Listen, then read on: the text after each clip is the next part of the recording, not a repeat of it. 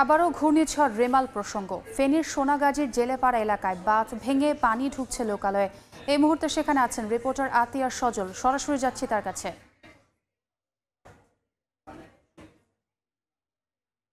রেমাল যখন অতিক্রম করছে ফেনীর উপকূলীয় উপজেলা সোনাগাজীতে আমরা রয়েছি।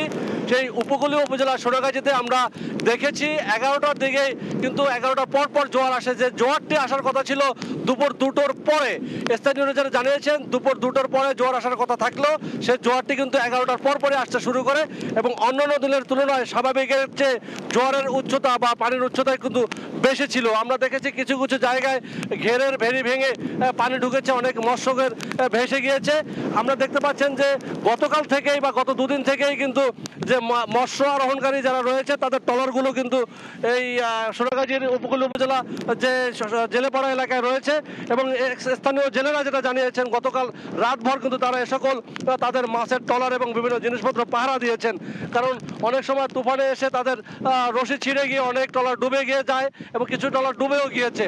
এবং আপনারা যদি বলি গতকাল রাতে কিন্তু ঘূর্ণিঝড় রেমালের তেমন কোনো প্রভাব ফেনীতে পড়েনি। কারণ হচ্ছে আবহাওয়া থেমে থেমে কিছু বৃষ্টি ছিল এবং আবহাওয়া ছিল এমন কিছুটা ঠান্ডা এবং বাতাসের গতি ছিল ধীরগতি, মাঝে মধ্যে ঝোড়ো হাওয়া হলেও তেমন গতি ছিল না। কিন্তু ভোর হওয়ার সাথে সাথেই আমরা দেখেছি ভোর থেকেই বাতাসের তীব্রতাও যেমন বাড়ে, সেই সাথে কিন্তু বৃষ্টিপাতের পরিমাণও বাড়তে শুরু করে।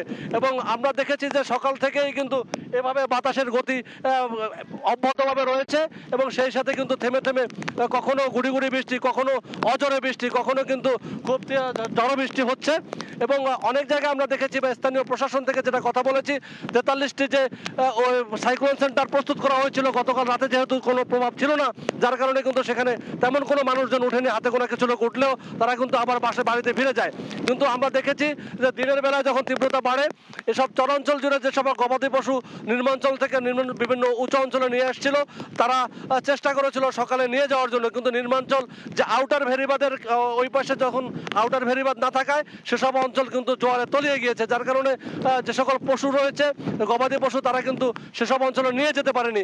আর স্থানীয় প্রশাসন যেটা জানিয়েছেন কয়েকটি জায়গায় কিছু ঘর ক্ষতিগ্রস্ত হয়েছে, বসত ঘর, এবং কিছু কিছু এলাকায় কিছু গাছ পড়েছে এমন খবর কিন্তু তারা পেয়েছেন। কিন্তু আসলে ক্ষয়ক্ষতি কেমন সেটি কিন্তু নিরূপণ করতে স্থানীয় প্রশাসন কিন্তু তৃণমূল পর্যায়ে যেতে পারছে না, যেহেতু এখন আবহাওয়াটা বৈরী এবং অনেক জায়গায় কিন্তু আবহাওয়ার যে গাছ পড়ে যাওয়ার সম্ভাবনা রয়েছে, যার কারণে কিন্তু তারা চলাফেরা অনেকটা সাবধানে করতে হচ্ছে।